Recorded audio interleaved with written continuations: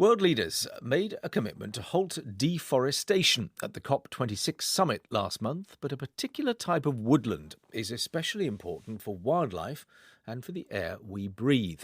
And the significance of old growth or native forests is increasingly being acknowledged by conservationists in the United States. Noelle Evans now reports from a rare urban forest in Rochester, New York State.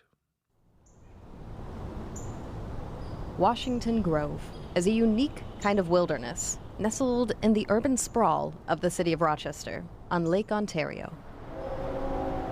Andrew Seeger has been looking after these woods for 13 years as a leader of a local conservation group. He says the eldest tree found here was about 270 years old when it fell. He's originally from Botswana in Africa, home to the Kalahari Desert. But for Seeger, his spiritual home is found underneath 3 tall oak trees at the center of this forest.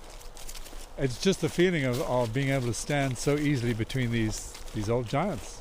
They create a different understanding about time for me. I can get very caught up in the moment. No one knows for sure how much old growth there was within U.S. borders before settlers arrived from Europe. There's been no official count. The U.S. Forest Service estimates that only 13% of the country's timberlands are more than 100 years old. But with an increasing awareness among communities of the need to protect their environment, more are being designated all the time. Trees age differently, depending on their type. But for scientists, there is one universal characteristic of old growth: complexity. Not only will you normally have some very large trees, but they have this unusual shape to their canopies. Ecologist Joan Maloof. So instead of having wide branching limbs, they have these kind of thicker, more gnarly limbs. There's going to be more dead logs on the forest floor. And those ecosystems there are actually richer than the ecosystems found on the living trees. 10 years ago, she started the Old Growth Forest Network, which has just designated Washington Grove a member of its nationwide club.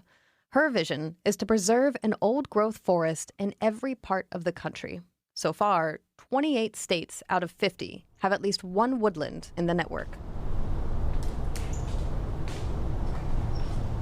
That fallen wood that Maloof mentioned are sometimes called legacies, and they're important to the health of this kind of forest.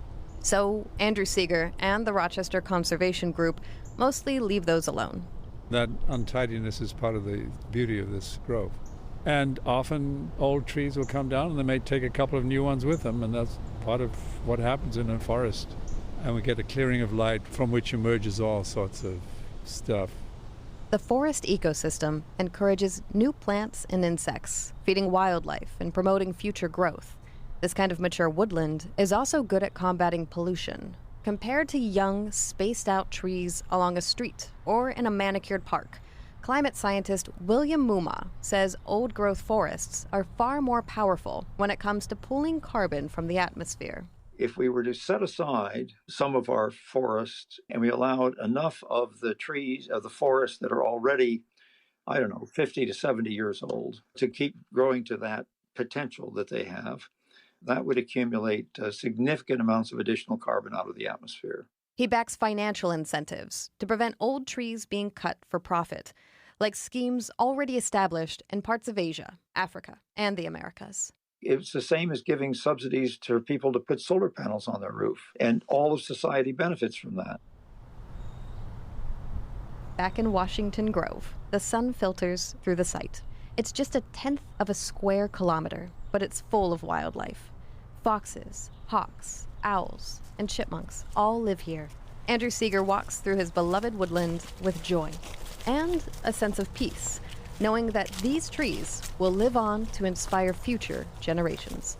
In Native American tradition, these would be the tree people, and they've been around a lot longer than I. And when I get really anxious, this is a good place to come and say, you've seen a lot more than I, and I can just stand here for a few seconds and calm down and become more grounded.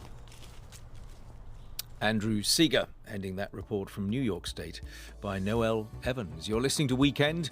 In a moment, I'll introduce you to my two guests who are with me for the rest of the program. Before that, the latest news headlines.